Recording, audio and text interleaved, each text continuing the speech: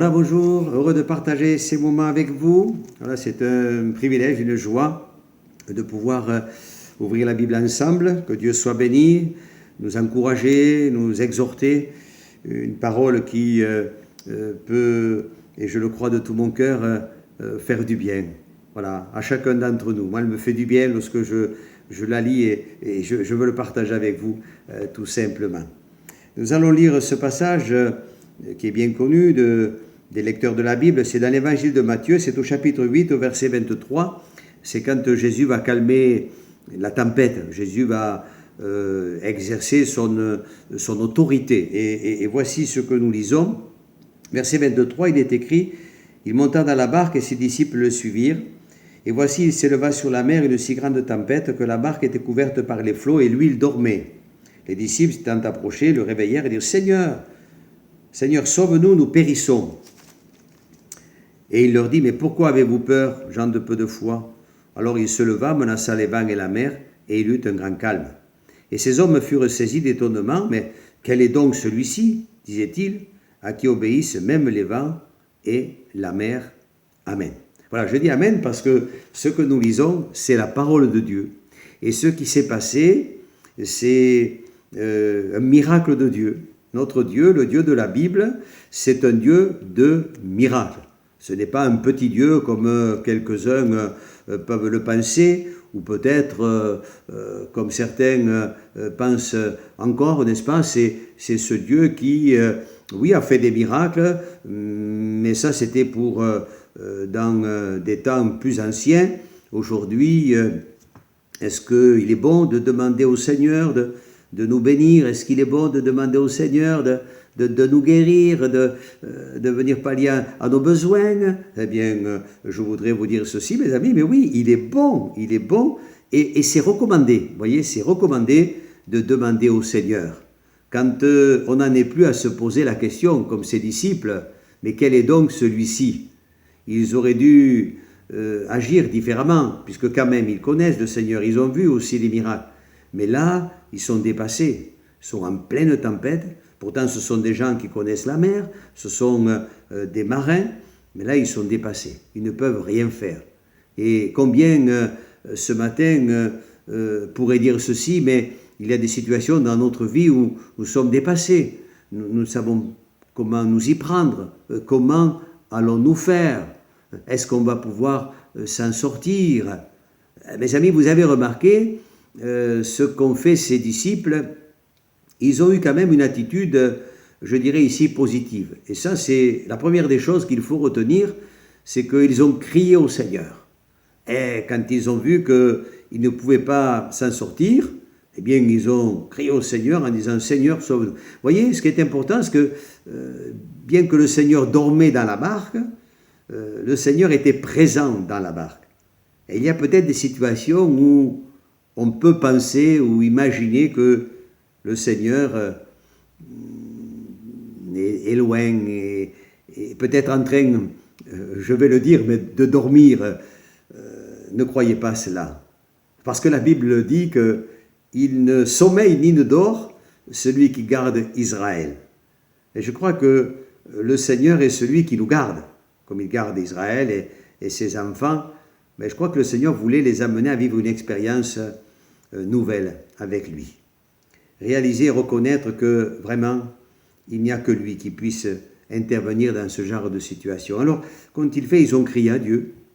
Le Seigneur est là dans la barque, important, c'est, je dirais, une des priorités, qu'il puisse être celui qui gouverne votre vie. Comme on dit, le gouvernail, qui peut le tenir? Quand Jésus est dans la barque, eh bien, il faut le laisser tout conduire et tout diriger. Peut-être les choses ne vont pas dans votre vie comme vous souhaiteriez qu'elles aillent, parce que c'est vous qui tenez le gouvernail. Alors là, vous criez, mais je pense que le Seigneur veut nous amener à réaliser que si on crie à lui, il faut aussi reconnaître qu'on doit lui laisser tout pouvoir aussi sur notre vie. C'est lui qui doit régner. C'est lui qui doit régner. Vous voyez, les disciples avaient besoin de reconnaître ces choses. Alors ils ont crié à Dieu. Quand un malheureux crie, ils sont malheureux. Mais quand un malheureux crie, l'Éternel entend et il le sauve de toutes ses détresses. Ça, c'est la première des choses. D'abord, laisser le Seigneur gouverner notre vie, être celui qui va diriger notre vie. Et puis, reconnaître aussi que quand on est dans le besoin, ne cherchons pas à nous en sortir de par nous-mêmes, mais crions vers l'Éternel. Et la Bible nous dit que Jésus s'est levé dans la barque. Le Seigneur a parlé à la mer. Il a calmé la mer, il a calmé les vents qui étaient déchaînés. La tempête s'est calmée.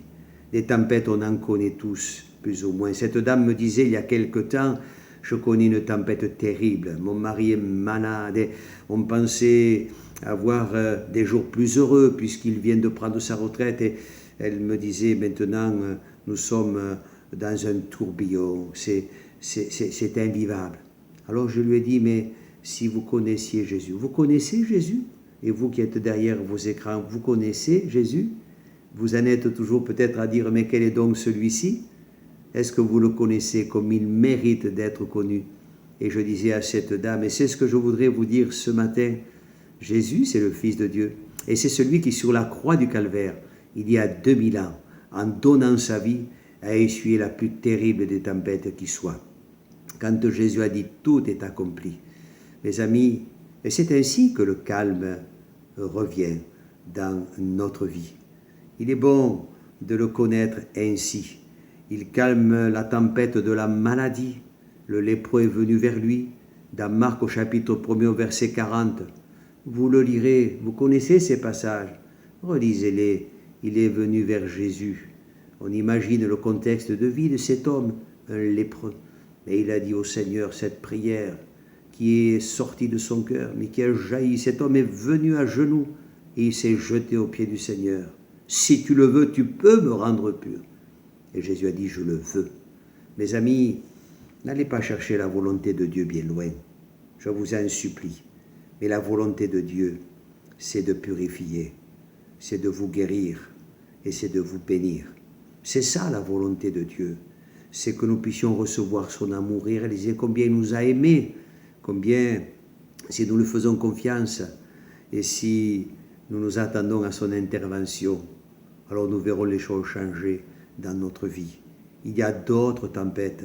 Je l'évoquais au début de ce temps de partage. Peut-être quelqu'un est-il désespéré, c'est la maladie, c'est peut-être sur le plan moral, on n'en peut plus, on ne sait plus vers qui se tourner.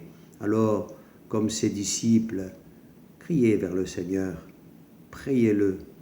Vous avez remarqué la réponse de Jésus?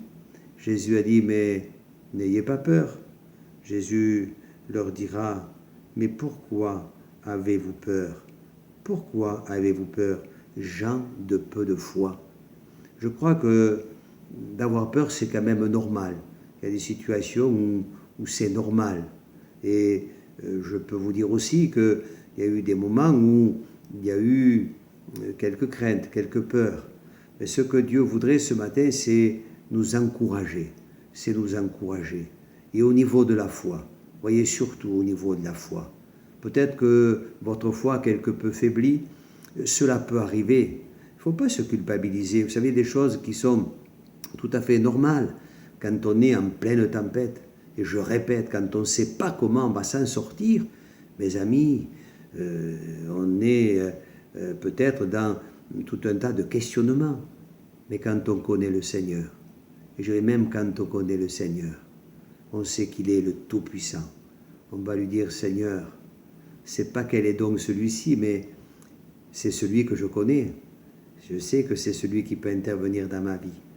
Et je sais que c'est celui qui est là pour calmer toute chose.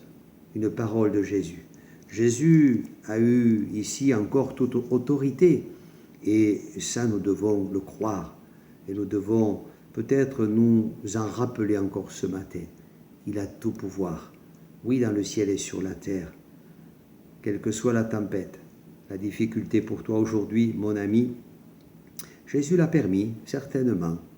Je pense que Jésus préparait ses disciples à vivre encore de plus belles et de plus grandes choses. Alors n'ayez pas peur, mais restez dans la foi. Que votre foi grandisse. Peut-être quelqu'un a-t-il besoin d'avoir la foi. Mais la foi, tu peux l'avoir ce matin. puisque la foi, où est-elle la foi? Elle se trouve dans la parole de Dieu. Et la foi, elle vient dans notre cœur, au travers de tout ce que nous entendons de la parole de Dieu. C'est ce que dira l'apôtre Paul. La foi, elle vient de ce que l'on entend. Et quand on entend tout simplement parler de cette autorité, de ce Jésus qui est vivant, qui est ressuscité, et qui a des paroles d'encouragement, mes amis, mais la foi le grandit. Et c'est ce que je souhaite pour vous et pour toi, mon ami, ce matin. Oui, la tempête, le Seigneur, il la calme. Il a fait pour le lépreux. Il a fait pour tant et tant de personnages. Lisez les évangiles et vous verrez que Jésus n'a pas changé. Et que, je répète, ce qu'il a fait hier, il peut le faire aujourd'hui. Croyez en lui, confiez-vous en lui. Mais surtout, n'oubliez pas, il faut qu'il gouverne votre vie, qu'il soit celui qui vous dirige et qu'il soit celui, qui peut pour vous intervenir. Ne pensez pas qu'il soit lointain. Ne pensez pas qu'il soit lui dépassé. Si nous le sommes, lui ne l'est jamais. Alors que Dieu vous bénisse, qu'il pose ses mains sur vous aujourd'hui et qu'il vous encourage. N'ayez pas peur, je suis avec vous, dit Jésus. L'avez-vous accepté? Est-ce que vous vous êtes repenti? Est-ce que vous avez demandé pardon? Venez à Jésus tout simplement et demandez-lui de venir dans votre barque. Ce matin, qu'il vous bénisse et qu'il vous garde. Au revoir mes amis, frères et sœurs, à bientôt. Au revoir.